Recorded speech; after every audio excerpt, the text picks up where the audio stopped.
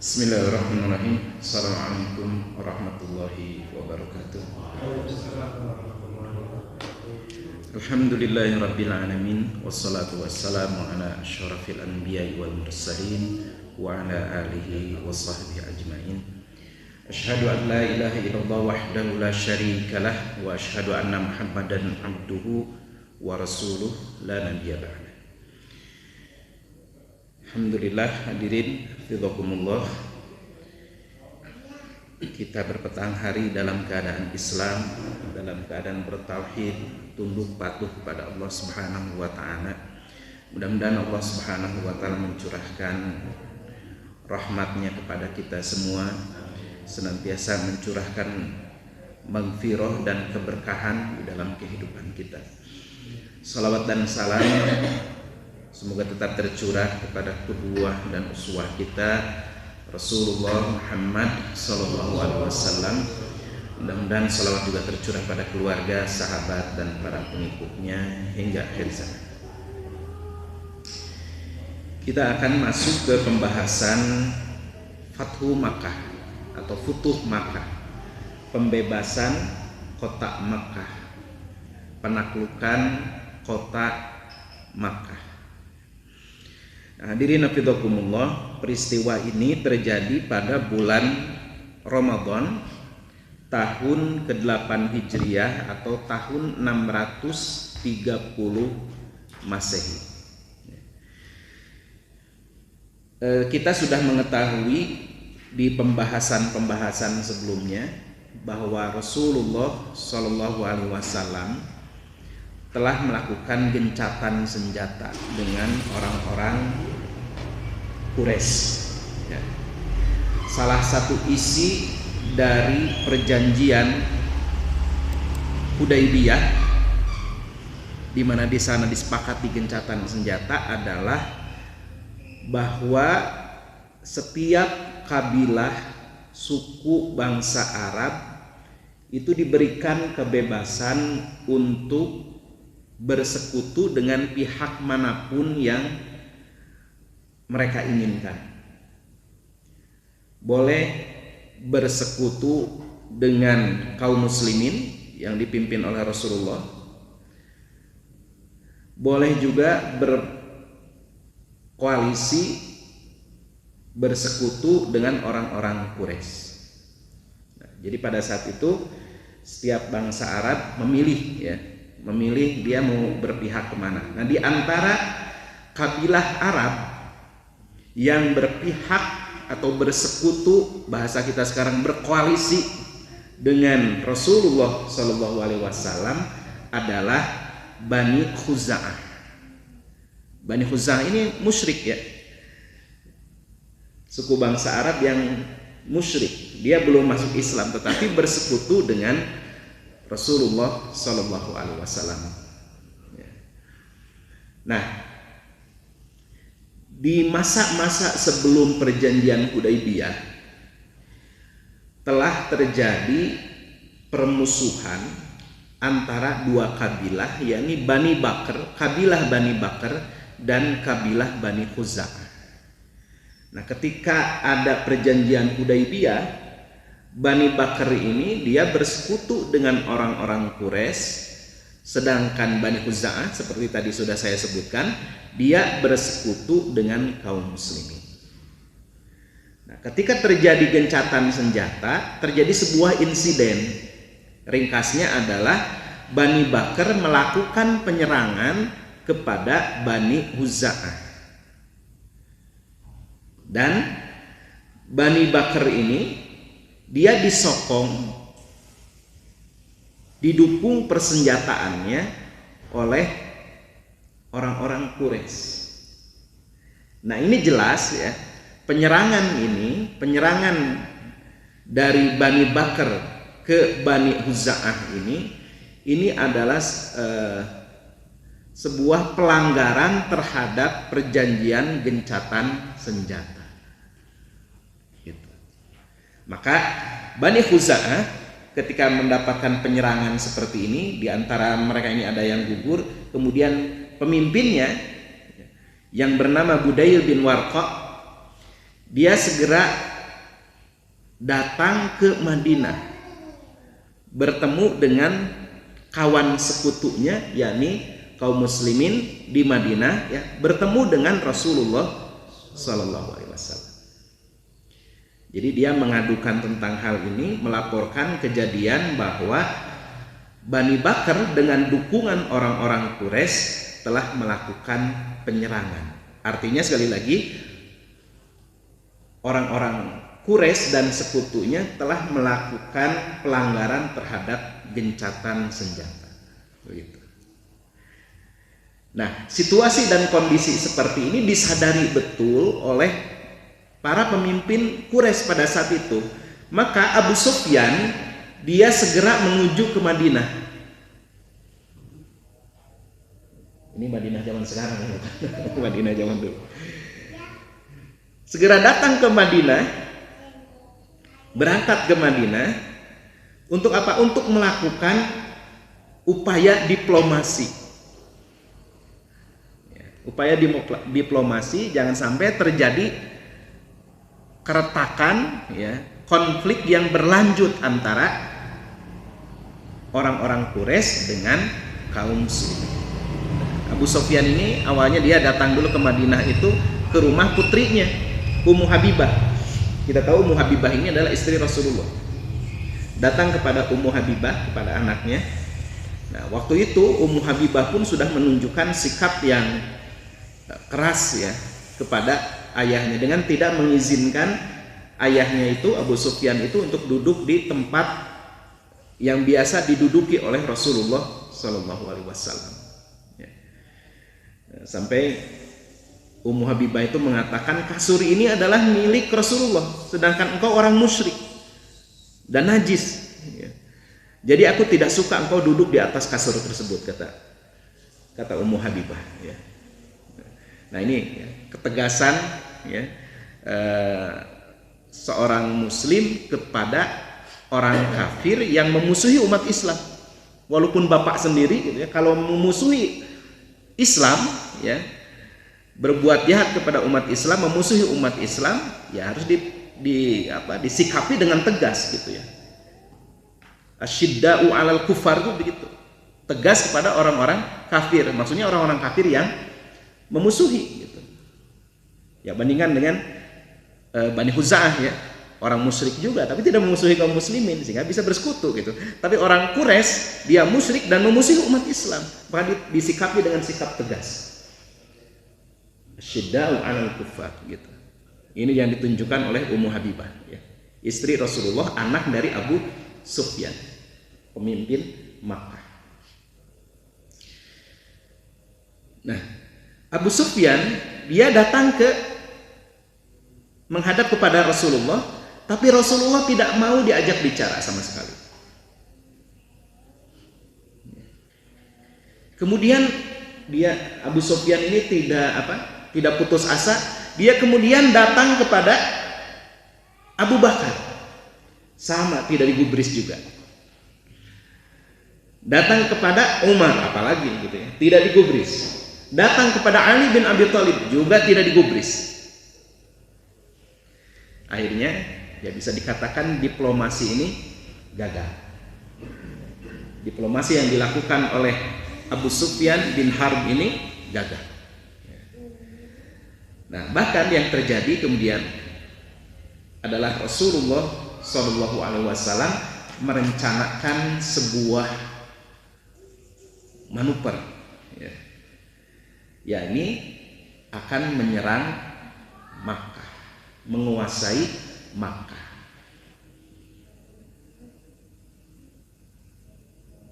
Nah, tapi ini dirahasiakan oleh Rasulullah.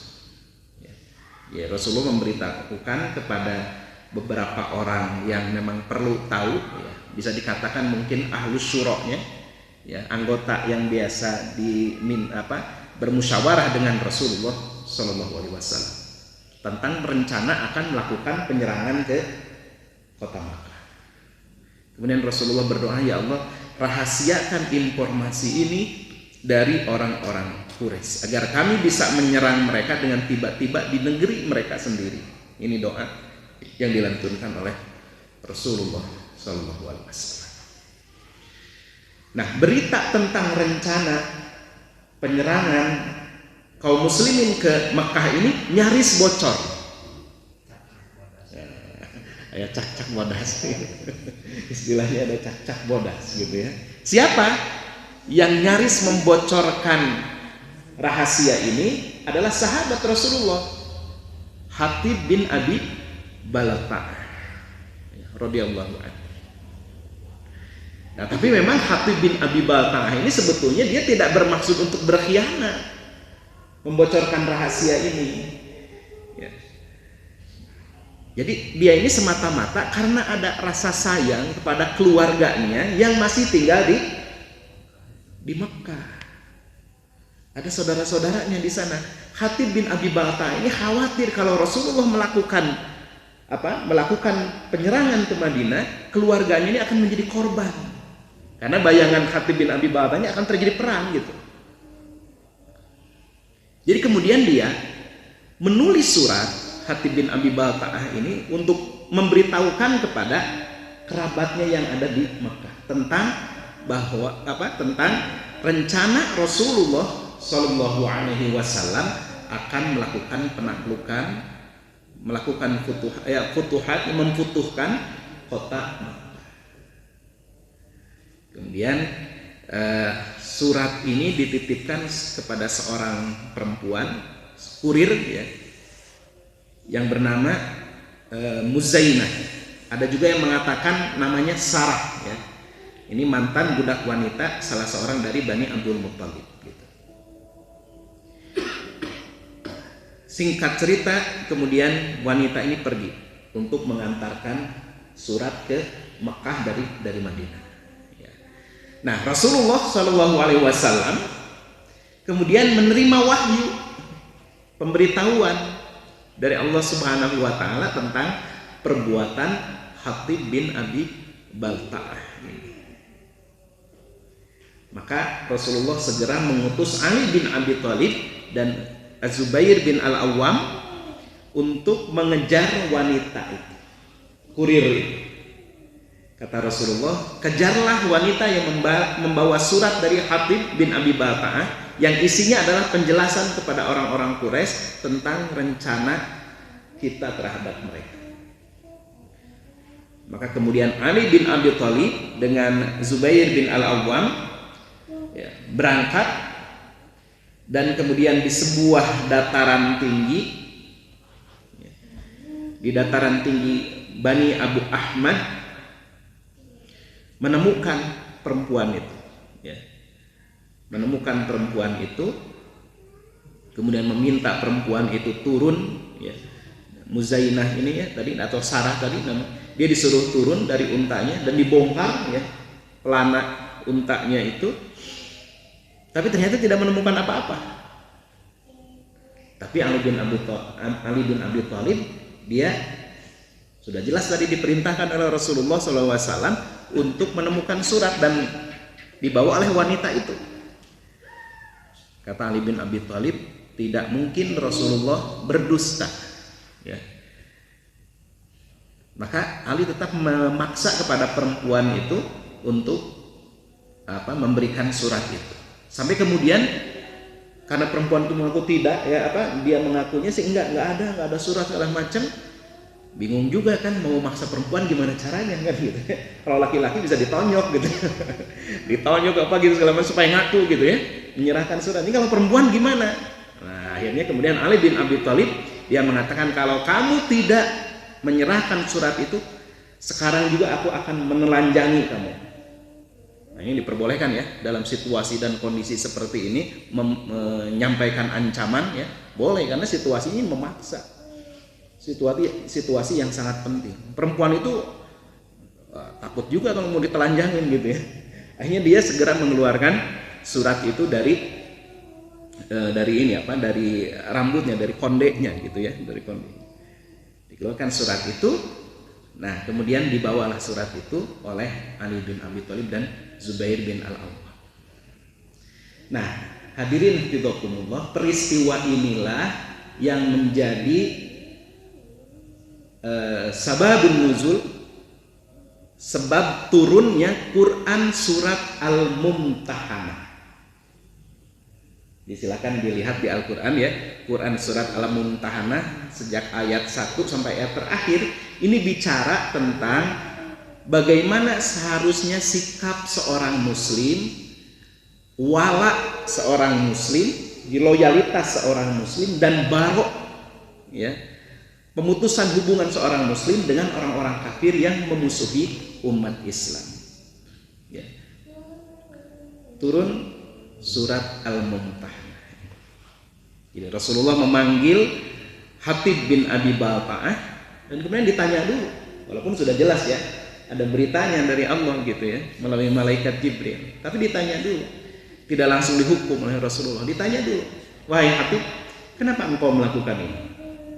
Kemudian kata Hatib, ya Rasulullah, demi Allah aku beriman kepada Allah dan Rasulnya, aku tidak berubah dan tidak berganti agama, hanya saja aku tidak mempunyai asal usul di Quraisy, sedangkan anak dan keluargaku ada di tempat mereka. Oleh karena itu aku mengambil muka terhadap mereka dengan memberitahukan ini supaya memberikan keselamatan, melindungi kepada kaum kerabatnya.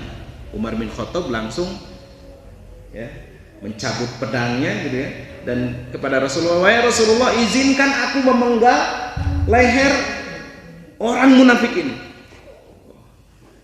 Umar bin Khattab.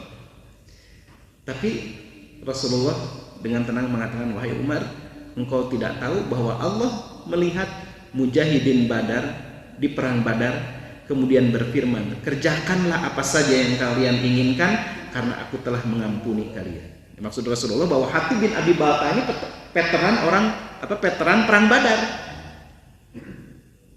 Dan Rasulullah menegaskan bahwa Allah itu sudah mengampuni para veteran Badar. Lakukan apa yang kalian ingin lakukan, aku mengampuni kalian. Ya. Nah, akhirnya Umar bin Khattab nggak jadi, ya, mau memenggal leher Hatib bin Abi Balta'ah. Nah, ini Quran surat Al-Mumtahanah ya, yang diturunkan ini ayat yang pertama ya, dan selanjutnya ya ayyuhalladzina amanu, wahai orang yang beriman, la tattakhidu aduwwi wa aduwwakum awliya. Janganlah kamu mengambil musuhku dan musuh kalian menjadi apa? Aulia, menjadi teman-teman setia. Aulia itu artinya menjadi pihak yang disayangi, pihak yang didukung, pihak yang dibela, ya, aulia itu. Tulquna ilaihim bil mawaddah. Yang kamu sampaikan kepada mereka, maksudnya berita-berita ya, yang tadi melalui surat itu, karena apa? Bil mawaddah, karena kamu merasa sayang kepada mereka. Wa qad kafaru bima ja'akum minal haqq. Padahal mereka itu telah mengkufuri, telah ingkar kepada kebenaran yang datang kepadamu. Bahkan bukan hanya itu saja, bukan hanya kafir terhadap apa yang diturunkan kepada Muhammad Sallallahu Alaihi Wasallam, tetapi apa? Yukhrijunar rasula wa iyyakum. Mereka itu telah mengusir Rasul dan juga mengusir kalian. Jadi maksudnya kenapa kalian itu masih memiliki rasa kasih sayang kepada orang-orang yang jelas-jelas memusuhi umat Islam, memerangi umat Islam? Antu'minu billahi rabbikum. Mereka mengusir ya, Rasul dan mengusir kalian karena kalian beriman kepada Allah Tuhanmu. In kuntum kharajtum jihadan fi sabili wabtigha'a mardati. Kalau kamu betul-betul berjihad di jalan Allah, kalau betul-betul kamu ini mengharapkan keridhaan Allah, jangan kamu lakukan seperti itu. Perbuatan seperti itu memberikan wala kepada orang yang tidak seharusnya diberikan wala, loyalitas, pembelaan, kecintaan, kasih sayang.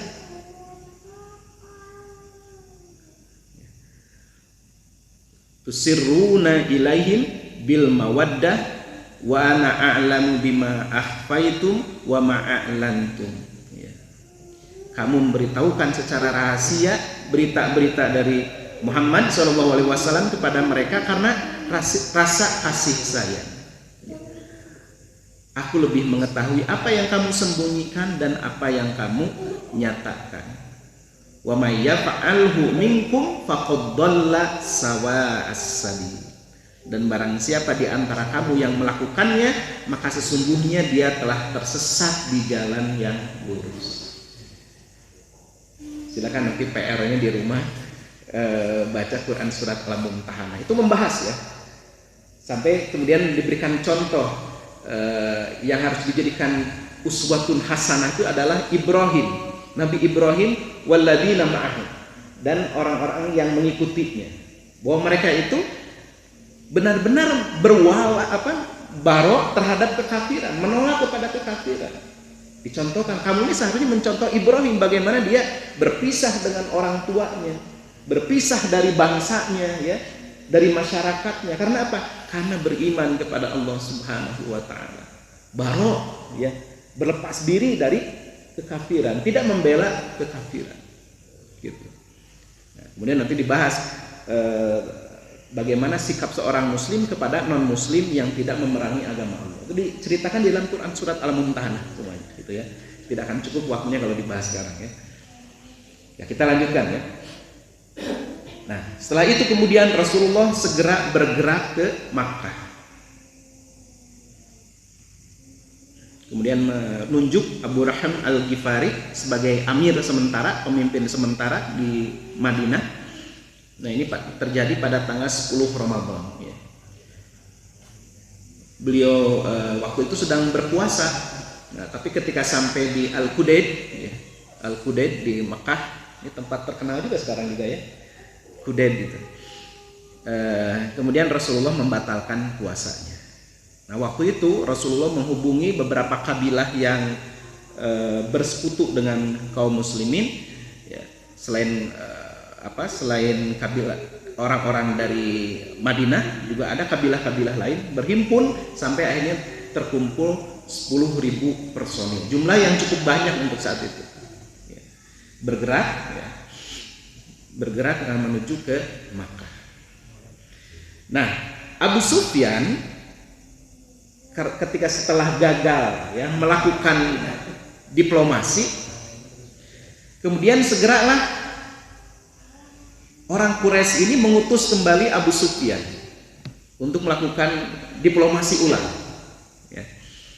Memberangkatkan Abu Sufyan, Hakim Ibnu Hazm, dan Badil Ibnu Waraqah. Nah, waktu itu mereka tentu saja belum mendengar ya bahwa kaum muslimin sudah bergerak gitu. Nah, saat di suatu tempat yang bernama Zahran, Abu Sufyan melihat ada yang menyalakan api unggun.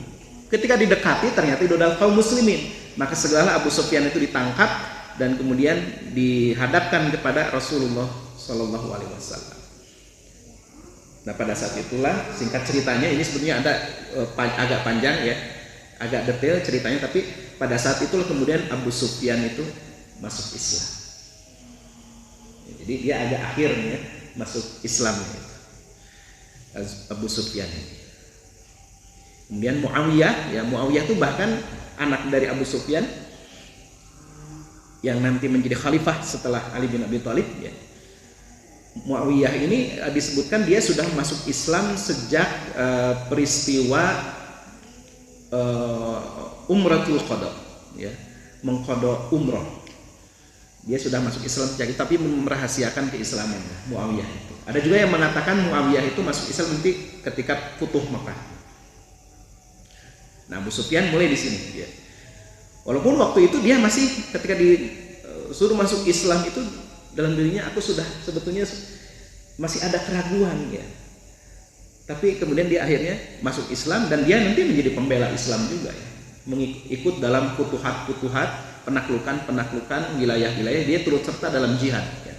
Abu Sufyan nantinya setelah masuk Islam.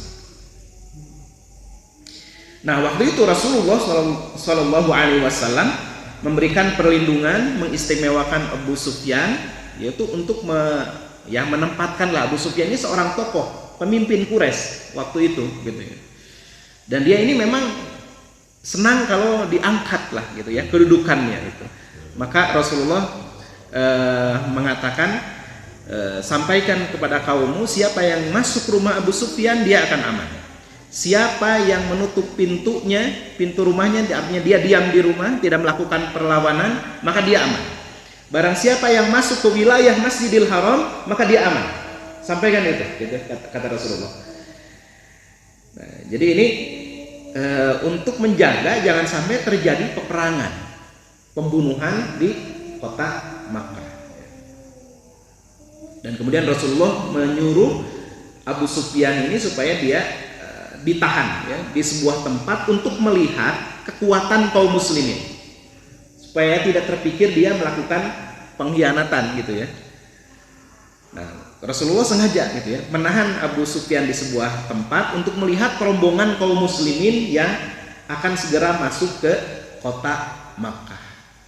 Istilah kita sekarang, nah ini show of force ya. Memperlihatkan kekuatan kaum muslimin.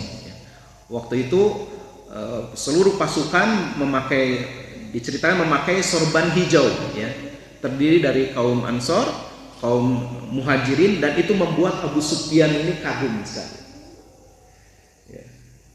Begitu gagahnya, begitu anggunnya gitu ya.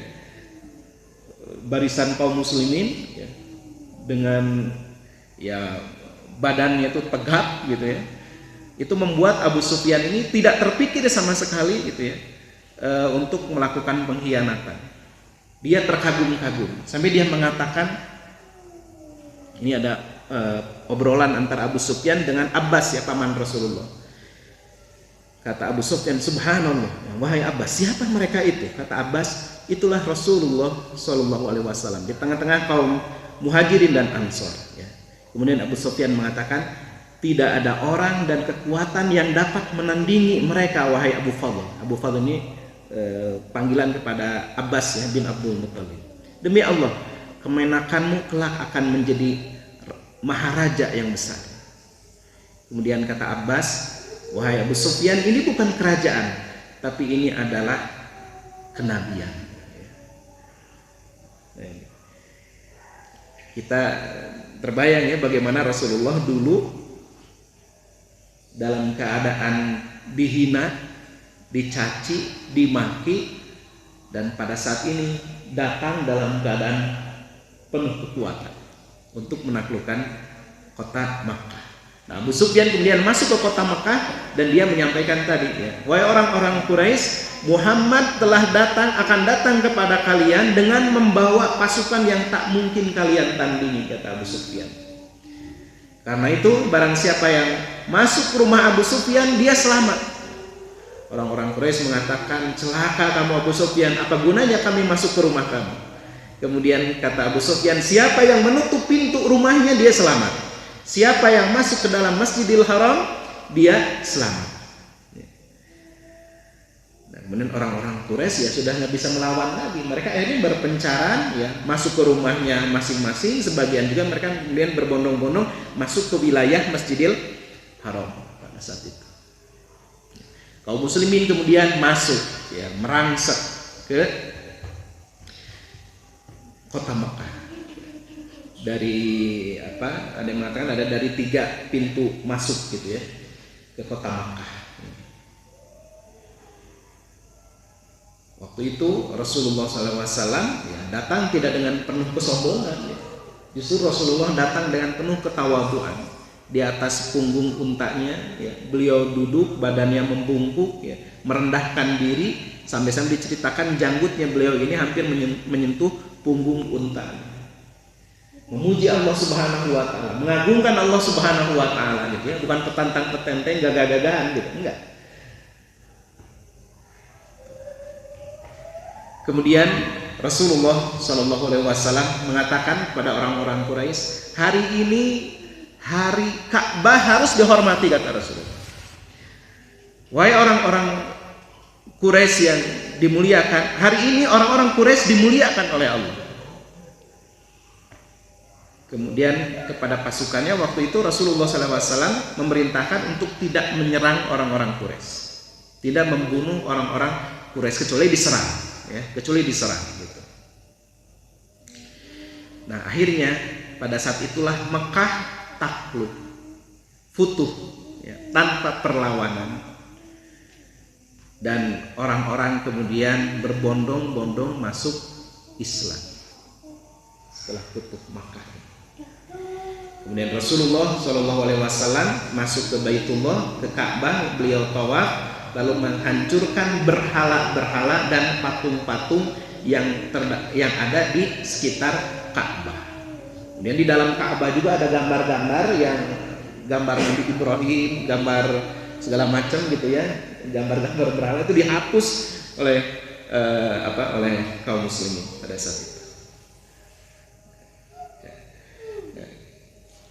Kemudian turunlah firman Allah Subhanahu wa taala, Rasulullah membacakan ayat ya ketika menghancurkan berhala itu, wa qul ja'al haqqu wa zahaqal batil innal batila kana zahuqa. Dan katakanlah yang benar telah datang dan yang batil telah lenyap. Sesungguhnya yang batil itu adalah sesuatu yang pasti lenyap. Wa qul ja'al haqqu wa zahaqal batil. Jadi al-haq itu harus muncul, harus digohirkan supaya kebatilan itu zahuqa, ya, lenyap. Al-haq itu harus dimunculkan. Kalau al-haq tidak dimunculkan, ya kebatilan ini akan merajalela terus. Kebatilan itu sudah pasti akan lenyap. Cuman masalahnya sekarang al-haqnya masih bersembunyi, gitu. Jadi nggak akan lenyap. Nah, kita harus mencoba untuk memunculkan, membohirkan gitu ya Islam ini. Ya, tapi tentu saja dengan penuh perhitungan. Lihat saja bagaimana Rasulullah ya masa untuk sampai kepada penaklukan kota Mekah itu masanya 23 tahun. Dimulai dari dakwah sembunyi-sembunyi, ya, kemudian menghadapi berbagai macam ujian cobaan di dalam dakwah. Terus bersabar, ada peperangan, ya, ada perjanjian gitu. Barulah setelah itu, ya Rasulullah SAW kemudian menghancurkan berhala itu. Nah, kita harus melihat ya bagaimana langkah tahapan yang dijalani oleh Rasulullah SAW dan kita mengambil pelajaran gitu ya. Jadi kita harus menggahirkan kebenaran, tetapi tidak sembrono gitu ya, tidak sembrono gitu, belum apa-apa muncul langsung bom apa gitu ya, tempat-tempat ini bukan begitu caranya gitu. Yang dipentingkan itu adalah bagaimana penyadaran dulu ya. Kemudian mempersiapkan kekuatan ya. mempersiapkan memiliki basis teritorial, memiliki basis massa pendukung. Ada teritorial yang menjadi pusat pergerakan, pusat dakwah gitu. Dipersiapkan kekuatan, umat juga dididik ya, ibadahnya, akidahnya, segala macam. Disiapkan dulu segala sesuatunya, barulah melakukan ya tindakan-tindakan manuver-manuver yang lebih dari itu gitu ya. Nah sekarang ini banyak terjadi di antara umat Islam ini tidak memperhatikan ini fikih dakwah ini. Tidak memperhatikan fikih dakwah, bagaimana Rasulullah menjalani perjuangan itu, kebertahapan di dalam perjuangan ini. Sehingga yang terjadi adalah ya walaupun ya ini kan takdir Allah ya masalah keberhasilan ini, tapi secara zahir ini kita melihat banyak di antara umat Islam yang tidak memahami bagaimana seharusnya melakukan tahapan-tahapan perjuangan. Akhirnya ya yang terjadi adalah kegagalan demi kegagalan. Nah, hadirin hafizakumullah. Waktu itu Rasulullah SAW mengucapkan pujian, memuji Allah Subhanahu wa taala. Beliau berkata, tidak ada Tuhan selain Allah yang telah memenuhi janjinya dan telah menolong hambanya dan telah pula mengalahkan pasukan Ahzab ya sebelum ini. Hai orang-orang Quraisy, menurut pendapat kalian tindakan apa yang hendak kuambil terhadap kalian, kata Rasulullah. Kemudian orang-orang Quraisy mengatakan, tentu kami mengharapkan yang baik-baik ya.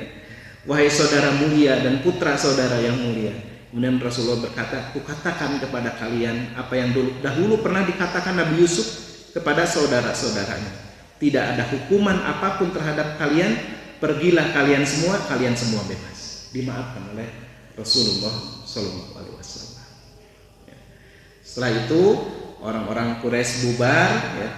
Kemudian Bilal bin Rabah pada saat itu naik ke atas Ka'bah, kemudian mengumandangkan azan, kalimat-kalimat kemenangan, ya, di kota Makkah untuk pertama kalinya, ya, dalam keadaan umat Islam memiliki kekuatan dan menaklukkan kota Makkah.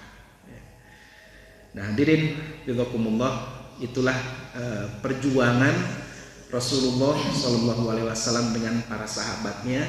Banyak pelajaran ya yang bisa kita ambil di sini tentang bagaimana kesabaran, ya, keistiqomahan di dalam meniti jalan, ya,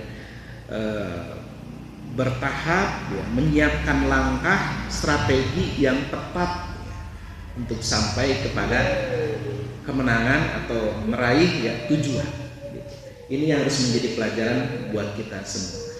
Aku qouli hadza wa astaghfirullah li wa lakum. Assalamualaikum warahmatullahi wabarakatuh.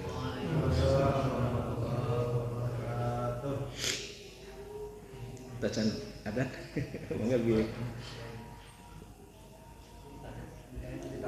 Enggak pilih ayat pertarusan enggak.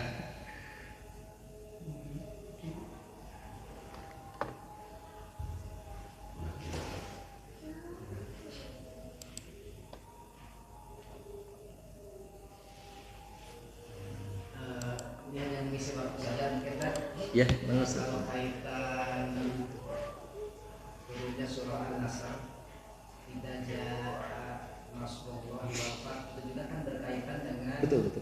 Ya. terbukanya kembali kota Makkah, ya. Ya. Betul. Tadi itu ketika Rasulullah dia di atas punggung unta itu, gitu ya. Itu di sana, tadi saya lupa ya. Di sanalah konon ada yang menyebutkan itu pada saat turunnya Quran surat An-Nasr itu. Idza jaa nasrullahi wal fath. Jadi ketika datang pertolongan Allah, turun pertolongan Allah dan kemenangan. Wal fath. Fath itu kemenangan, futuh, ya, penaklukan kota Makkah. Idza jaa nasrullahi wal fath wa ra'aitan nasa yadkhuluna fi dinillahi afwaja. Kemudian kamu melihat orang-orang masuk ke dalam agama Allah Subhanahu wa taala, masuk ke dalam Islam secara berbondong-bondong. Fasabbih bihamdi rabbika wastaghfir. Maka sucikanlah Allah. Kemudian fasabbih bihamdi rabbika, kemudian memujilah Allah Subhanahu wa taala dan memohon ampunlah kepada Allah Subhanahu wa taala atas kekurangan-kekurangan, kesalahan-kesalahan, ya, yang telah dilakukan. Innahu kana tawwaba, sesungguhnya dia Maha penerima taubat, gitu.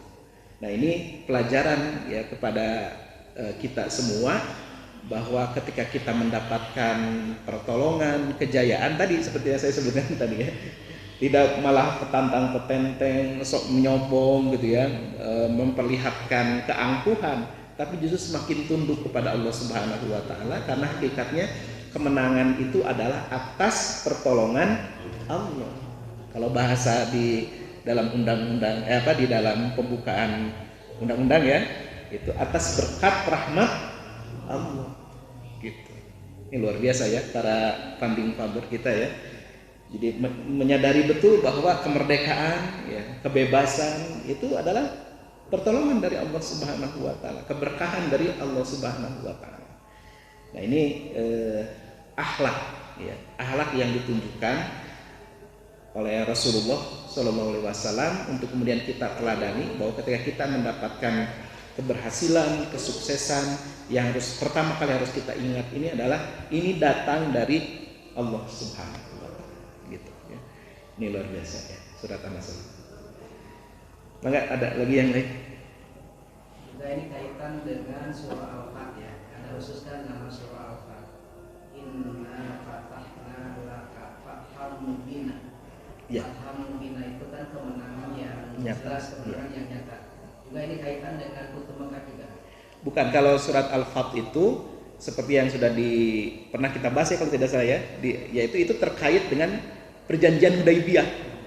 Gitu. Jadi perjanjian Hudaibiyah ini dianggap sebagai kemenangan yang nyata. Jadi awal ya, kemenangan awal itu perjanjian Hudaibiyah itu, di mana kaum muslimin ini melakukan gencatan senjata, kemudian diberikan kebebasan untuk berkoalisi ya, bersekutu. Kemudian Rasulullah juga bisa mengokohkan dakwahnya dengan menyebarkan dakwah ke seluruh penjuru Jazirah Arab ya, mengirimkan surat-surat dakwah dengan tenang gitu.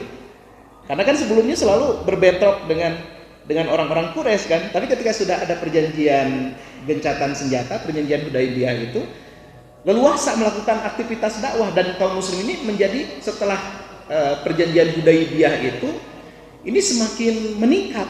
Ininya apa, jumlah umat Islam ini semakin meningkat gitu. Lihat aja misalnya dalam perang Badar jumlahnya itu kaum muslimin hanya 300-an.